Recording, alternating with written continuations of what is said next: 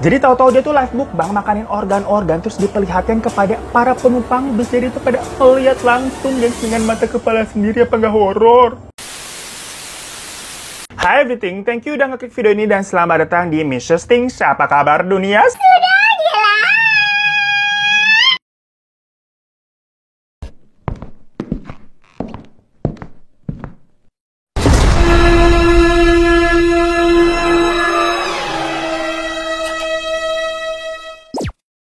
Indonesia. Wih deh, kalau bulan Agustus, bawaannya selalu meriah ya, dan bikin semangat, gengs. Namanya juga Bulan Kemerdekaan Indonesia. Nah, makanya buat merayakan semangat 45, itemku lagi ngadain promo nih. Namanya promo Mainkan Merdeka, dengan diskon up to 45%. Nah, buat kalian yang sering nonton, pasti udah tahu deh, tempat langganan gua top up segala kebutuhan yang mulai top up game. Voucher pulsa, listrik, layanan streaming, itu semuanya lewat itemku. Nih, gua tunjukin ya. Ini gua mau coba top up Mobile Legends. Di sini pilihan gamenya banyak banget ya. Kita pilih Mobile Legends, terus yang ini aja produk termurah, langsung klik beli aja. Metode pembayaran juga banyak banget, sesuaiin sama kebutuhan kalian aja. Tuh, kupon Mainkan Merdekanya sudah berhasil terpakai, sudah didiskon, gengs. Tinggal bayar aja, semudah itu dan jadi murah. Nah, gengs, murah dan cepat banget kan top up di itemku? Makanya nih, mumpung bulan ini lagi ada promo Mainkan Merdeka yang diskonnya up to 45%, langsung aja top up segala kebutuhan kalian lewat itemku. Saatnya deh, bikin yang basi jadi sabe. Mainkan dengan itemku.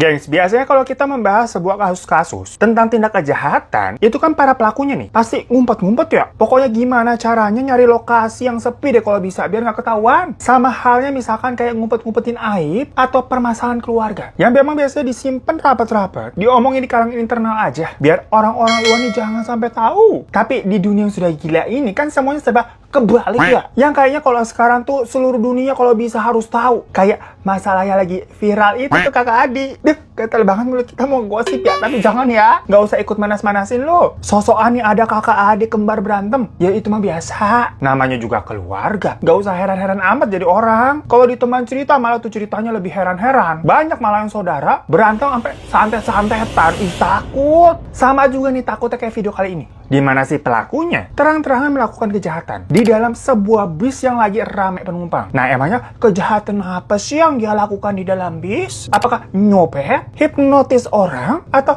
toilet pantat begitu? Bukan, gengs, ini lebih ekstrim lagi. Karena dia sampai membunuh korbannya dan makan korbannya itu di dalam bis. Gemeter nggak lu? Ngelihat ada orang makan orang di dalam bis. Ini definisi apa kabar dunia, gengs? Jadi kejadian itu terjadi sama pemuda di Kanada bernama Tim McLean, di mana Tim sendiri itu lahir pada tanggal 3 Oktober 1985. Nah, suatu hari, waktu lagi liburan musim panas. Pada saat itu Tim udah berusia 22 tahun ya. Tiba-tiba dihubungi sama teman masa kecilnya, yang mana ternyata temannya itu ngajakin si Tim untuk kerja sambilan sambil libur di musim panas. Kerjaannya itu jadi petugas yang jagain permainan di sebuah karnival. Atau kalau di sini ngomongnya apa ya? Pasar kaget lah. Mungkin kalian-kalian ini banyak kagak tau karnival apaan sih? Kurang kearifan lokal gitu bahasanya. Pasar kaget udah ngerti kan lu? Tapi di sini karnival atau pasar kagetnya itu keliling kota. Jadi kayak roadshow beberapa kota. Nah, kebetulan pada saat itu tim ini emang nggak kerja dan lagi butuh duit. Jadi ya udah sok mangga gasken lah. Mereka pun menghabiskan waktu musim panas itu bersama-sama yang jatuhnya seru banget. Dari kerjaan itu pula, tim juga banyak ketemu teman baru. Mereka ini kayak traveling ke kota-kota yang belum pernah dikunjungi. Karena kan tadi jatuhnya roadshow ya karnivalnya. Pokoknya ini jatuhnya kayak kerja sambil liburan. Nah, waktu itu posisinya tim ini punya pacar namanya Colin. Kalau boleh diceritain nih, mereka berdua sebenarnya udah kenal dari kelas 1 SD, gengs. Tapi sampai gede nih statusnya mereka TTM-an doang gitu. Kagak nembak-nembak si Tim. Sampai-sampai si Colin ini udah nikah duluan lah akhirnya sama orang lain. Sampai punya 2 anak tuh gara-gara si Tim ini nggak gercep. Ditikung dia. Tapi kemudian memang Colin ini cerai sama suaminya. Nah, barulah pas cerai sama Tim tuh ditembak nih. Mungkin ngerasa dulu kesempatan kan hilang tuh, direbut sama orang. Sekarang si Colin udah sendiri, ya langsung udah hajar baik. Yang mana setelah itu mereka pacaran. Dan kemudian Colin ini hamidun, yang kali itu adalah anaknya Tim. Nah, setelah selesai kerja di karnival tadi, Tim ini rencananya mau pulang nyusulin si Colin yang ada di kota Winnipeg namanya. Tapi pada saat itu karena Tim ini terakhir dari roadshow karnivalnya itu ada di sebuah kota namanya Edmonton, jadi jarak tempuh dari kota Edmonton ke kota Winnipeg tadi itu cukup jauh. Yang kalau ditempuh lewat jalur darat itu kira-kira bisa memakan waktu 24 jam, gengs. Ya bisa sih lebih cepat naik pesawat pilihannya. Cuman tiketnya mahal. Wow, bisa-bisa gajian yang tadi dia dapat dari keliling di karnival, itu ya habis buat beli tiket doang. Kan sayang ya?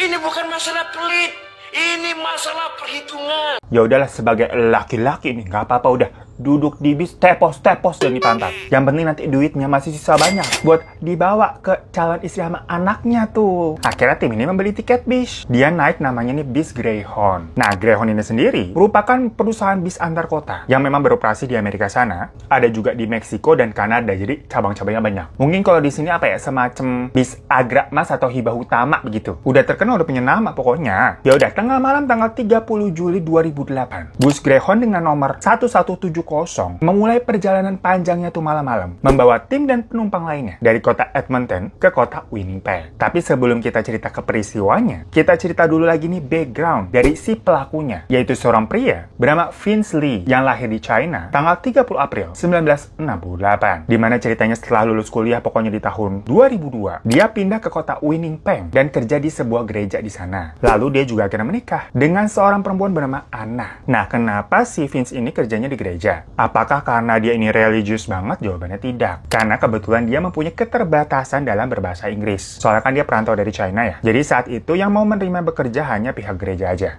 Dan Vince ini kerja di gereja sekitar 6 bulan lamanya, gengs. Dan selama kerja di gereja itu, menurut bosnya si Vince nih, dia orangnya baik, kerjanya juga bener, dan positif vibes nih kalau dia lihat orangnya. Nggak ada tanda-tanda nih orang jahat atau suka emosian. Nah, kemudian di tahun 2006, seiring berjalannya waktu, tentunya bahasa Inggris Vince ini meningkat dong. Masa gitu-gitu aja? Makanya Vince ini pindah ke kota Edmonton dan mulai kerja serabutan di sana. Ya kayak dia kerja di Walmart, kayak supermarket gitu ya. Atau di restoran sepacaji. Dan jadi tukang nganterin koran juga. Dan lagi-lagi, menurut para bos-bosnya di tempat-tempat kerjanya tadi, bisa dibilang kalau Vince ini tuh orang yang dapat diandalkan. Pekerja keras juga. Dan nggak kelihatan punya masalah emosi. Cuma ternyata di dunia yang tipu-tipu ini, semua image itu memang yang mau ditampilkan sama Vince saat dia lagi di tempat kerja. Karena kalau di rumah, sifat aslinya langsung muncul, gengs. Dimana ternyata si Vince ini tuh divonis mengidap skizofrenia, gengs. Yaitu gangguan mental yang bisa mempengaruhi tingkah laku, emosi, dan komunikasi dari seseorang. Dimana penderita skizofrenia itu bisa ngalamin halusinasi, delusi, pikirannya kacau, dan perilakunya juga bisa berubah secara tiba-tiba. Dimana kalau lagi di rumah, sifat aslinya tuh selalu muncul. Yang jadi kena imbasnya, ya si Anna, si istrinya itu yang akhirnya Anna tahu-tahu ditalak sama si Vince, gengs. Jadi mungkin karena emosinya suka nggak stabil, ada satu waktu si Vince ini kumat. Dia nulis pesan ke Anna, bilang kayak, aku pergi, jangan cari aku, semoga kamu bahagia. Terus ya udah, dia beneran pergi gitu aja. Dan ternyata Vince ini mau pergi balik lagi ke kota Winnipeg, tempat tadi pertama kali dia kerja di gereja. Jadi bisa dibilang memang Vince ini cukup random. Perkara penyakitnya tadi, yang bisa benar-benar membuat mood dan emosinya berubah seketika. Nah, tapi untuk bisa punya uang ke Winnipeg tadi, di tanggal 30 Juli, Vince itu sempat menjual beberapa barang pribadinya, kayak termasuk laptop gitu. Tapi jualnya juga secara random, jadi kayak dia di jalan ketemu sama ada anak laki-laki kayak, mau nggak nih beli laptop gua gitu. Dijual dengan harga $60 saja, gengs, atau sekitar 700 ribuan. Saking BU-nya dia buat beli tiket bis. Akhirnya pada jam 6.55 sore atau mau jam 7 malam, Vince mendapatkan tuh dia bisa beli tiket bis, dan dia naik bis Greyhound nomor 1170, dimana bis itulah yang juga dinaiki sama tim tadi. Awalnya Vince ini tuh duduk di kursi depan, dekat sama kursi Pak Supir gitu. Sedangkan tim itu duduknya di kursi paling belakang di pojok, dekat jendela pokoknya. Jadi posisinya nih dari ujung ke ujung, gengs, jauh. Nah, waktu bisnya udah jalan, seperti biasa, yang namanya perjalanan jauh, kalau bis ini ketemu pom bensin atau rest area, pasti berhenti kan? Dan ngasih beberapa penumpangnya waktu buat ya udah lu turun buat ngeregangin kaki atau mau pipis atau mau gimana. Nah, waktu itu tim sempat turun tuh buat ke toilet. Dan waktu tim sama penumpang lainnya naik lagi ke bis, terus dia jalan ke kursinya ke belakang tuh, si Vince ini bangun dari kursinya dan pindah duduk ke belakang juga, ke sebelah kursinya tim. Jadi dari depan pindah ke belakang. Nah, tapi pada saat itu penumpang lain gak ada yang ngira aneh-aneh juga. Karena memang hal yang lumrah aja, misalkan ada penumpang di bis pindah kursi gitu kan. Kalau ada yang kosong, kenapa enggak? Ya mungkin ngiranya kan paling tempat duduk sebelumnya dirasa kurang nyaman atau gimana gitu-gitu doang. Nah, di situ tim ini kayak sebatas nyapa si Vince, macam, "What's up bro? Apa kabar?" gitu kan. Lumrah lah. Dan habis itu juga tim pakai headset nih dengerin musik, terus nyenderan ke jendela, tidur dia. Dan karena memang situasinya sudah malam, jadi penumpang lain tuh ada yang tidur, ada yang baca buku, ada yang nonton TV di handphone. Pokoknya selayaknya perjalanan bis malam lah, lampunya juga digelapin kan. Sampai tiba di jam 8.30, tahu-tahu ada suara orang teriak, dan semua penumpang langsung pada kebangun. Ternyata waktu tim lagi tidur, si Vince ini ngeluarin pisau dari dalam tasnya, dan langsung nusuk tim di bagian leher dan dada. Saat itu tim sebenarnya mencoba untuk melawan ya dan mengelak, tapi posisinya dia kan tadi di pojokan, yang mana mau keluar juga jadi susah, nggak bisa kemana-mana. Dan bayangin aja, orang dia lagi tidur enak-enak, lagi nyenyak, ujuk-ujuk totok ditusuk, ya mana nyangka nggak siap pasti. Nah pada saat itu si supir yang bernama Bruce di depan, itu juga langsung kayak berteriak kayak, "Hey stop!" gitu kan. Pada kaget semuanya panik. Dia juga sampai ngerem mendadak dan memberhentikan bisnya itu di pinggiran jalan, sambil nyuruh semua penumpang buat turun. Ya para penumpang langsung lari keluar. Bruce si supir yang masih ada di dalam bis, itu mencoba mengajak ngomong si Vince dan nyuruh Vince buat berhenti menyiksa tim. Tapi Vince lagi di belakang nih, lagi habis nusuk-nusuk tim. Itu tahu-tahu langsung jalani ke arah Bruce ke depan dan kayak mau nyerang juga. Ya Bruce kecep lah begitu ya. Buru-buru dia langsung ikut turun keluar dan langsung menutup pintu bis dari luar tuh supaya Vince ini nggak bisa kabur. Dibantu sama penumpang lain gitu kan, ditahan. Tapi posisinya tim kan masih di dalam tuh sendirian ditinggal. Jadi dia terjebak di situ sama Vince. Karena mungkin kelihatan gitu ya dari jalan kayak, ini orang dari bis ngapain rame-rame tuh di pinggir jalan. Biasa berkepo. Ada supir truk nih yang melipir bernama Chris. Karena tadi tuh melihat rame-rame ada apaan, mungkin butuh bantuan. Akhirnya benar Chris membantu Bruce dan penumpang lainnya buat nahan pintu. Karena si Vince ini mencoba buat dobrak keluar. Sebagian juga langsung pada nelpon polisi dan nunggu polisi buat secepatnya datang dong. Nah karena si Vince ini nggak bisa keluar ya udah dobrak-dobrak, ditahan tuh dari luar. Dia balik lagi menuju kursinya tim dan lanjut nusuk-nusukin tim pakai pisaunya itu, gengs. By the way, bus Greyhound ini tuh kan bentukannya kayak bis pada umumnya lah yang banyak kaca-kacanya. Cuman kebuka kacanya tuh cuman bisa dikit doang gitu loh. Tapi jadinya para penumpang yang tadi pada di luar, itu ya bisa menyaksikan secara langsung apa yang dilakukan Vince ke tim dari dalam. Nah lagi-lagi, melihat ada rame-rame begitu, ada bis Greyhound lainnya nih, yang ikut melipir juga, dengan supir busnya bernama Barney. Melihat keadaan tersebut, si Barney ini akhirnya masuk ke dalam bis lewat pintu supir, karena melihat posisinya Vince ini lagi ada di ujung belakang, lagi nusuk-nusukin tim. Di situ lagi-lagi si Barney berusaha buat menghentikan Vince maksudnya. Jadi dia kayak cosplay jadi Kapten Amerika gitu. Dan menurut kesaksian Barney, waktu dia masuk ke dalam bis itu, dia ngelihat Vince ini udah memenggal kepalanya tim. Jadi udah dipastikan tim ini nggak selamat. Seketika itu juga Barney langsung buru-buru turun lagi keluar. Karena percuma orang timnya ternyata udah nggak selamat, langsung dikunci lagi pintunya. Barney langsung nyaranin ke Bruce buat matiin aliran mesin, supaya kalau Vince ini tuh nggak bisa bawa kabur busnya. Ya takutnya nanti tau dia nyetir sendiri kan buat kabur. Bener aja bisnya. Si Vince yang nggak bisa keluar, nggak bisa kemana-mana nih, mencoba buat nyalain bisnya. Tapi untungnya, mesin-mesinnya tadi udah putusin, kabel-kabelnya gitu dari luar, jadi kagak bisa nyala. Pas tahu bisnya udah stuck nih, si Vince makin frustasi dan mencoba, makin liar tuh gedobrak-gedobrak, susah dobrak-dobrak pintunya. Tapi sekarang semua pintunya kan bener dijagain sama para penumpang ya, ditambah ini ada penumpang dari bis Greyhound lainnya tuh, yang tadi disupin sama Barney. Jadi bala bantuannya makin banyak. Akhirnya Vince nyerah buat dobrak pintu, karena nggak mungkin bisa. Jadi dia balik lagi ke tim dan nyayat-nyayat daging.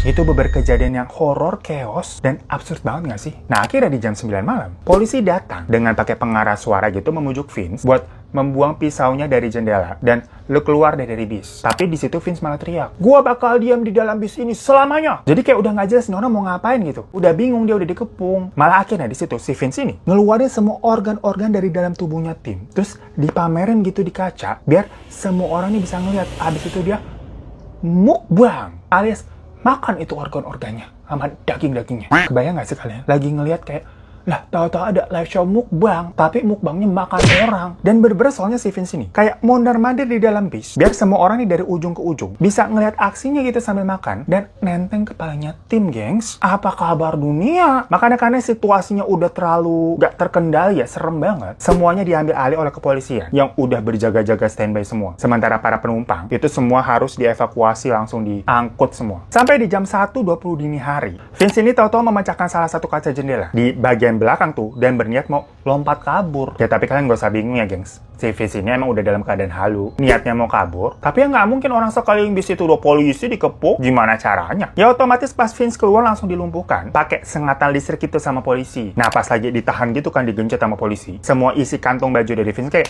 digeledah gitu kan, takutnya ada apa-apa, nyimpen apa gitu. Tahu nggak di situ polisi nemuin apa? Bukan uang goceng, atau misalkan ada struk belanja, atau sisa bungkus permen begitu. Kagak, gengs. Tapi potongan kuping sama lidahnya tim. Bakal apa coba itu dikantongin? Mau buat cemilan apa bagaimana? Serem banget. Itu kalau cerita-cerita orang laundry ya, yang suka nemuin sisa duit tuh.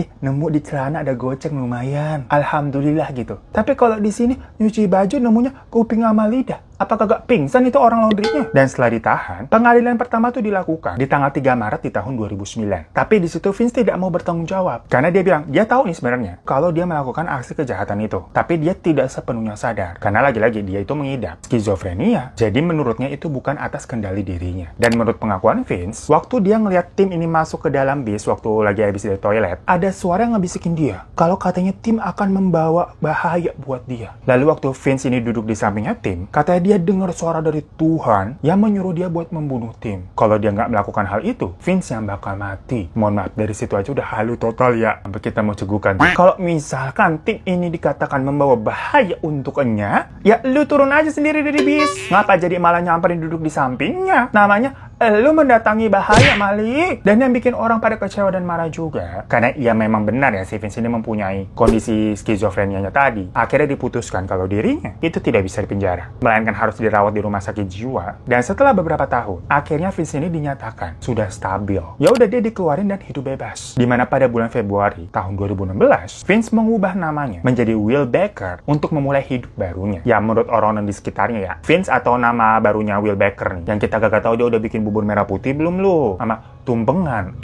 Dia selalu merasa menyesal sama perbuatannya dulu dan berjanji tidak akan kumat lagi selama dia terus mendapatkan pengobatan dari psikiater katanya. Bener ya? Janji lu kagak kumat lagi ya? Allah, pakai sumpah-sumpah segala. Heh, kamu pikir saya tuh percaya apa sama sumpah anak setan macam kamu, ha? So guys, itu sebuah peristiwa yang menurut gue horor banget ya. Tahu-tahu ada orang nih live mukbang yang pondasi alasannya juga random total. Menurut kalian gimana coba? Apakah Vince ini yang memang mempunyai kesehatan mental itu nggak apa-apa untuk tidak dipenjara, terus dilepas ke publik gitu aja selama dia dikatakan rutin check up? Mungkin nggak sih tahu-tahu suatu hari bisa kumat lagi dan membahayakan? Coba komen di bawah. Karena ternyata ya, kejadian-kejadian horor yang menyangkut transportasi begini, itu nggak cuma terjadi kayak cerita-cerita kecelakaan aja, yang macam kayak bis Python, atau yang kemarin tuh terowongan Paledang. Tapi ini kan sumbernya dari orang yang membuat terornya sendiri di dalam bis. Ngeri! Ya thank you semua udah nonton ya. Jangan lupa untuk klik subscribe buat yang belum. Jangan nonton aja tapi nggak subscribe. Ngeri! Tapi kalau udah, terima kasih banyak banget. Boleh minta like-nya, dan jangan lupa juga follow Instagram gue @hirotadadifan. Sampai jumpa di kasus Mr. Sting selanjutnya. Assalamualaikum.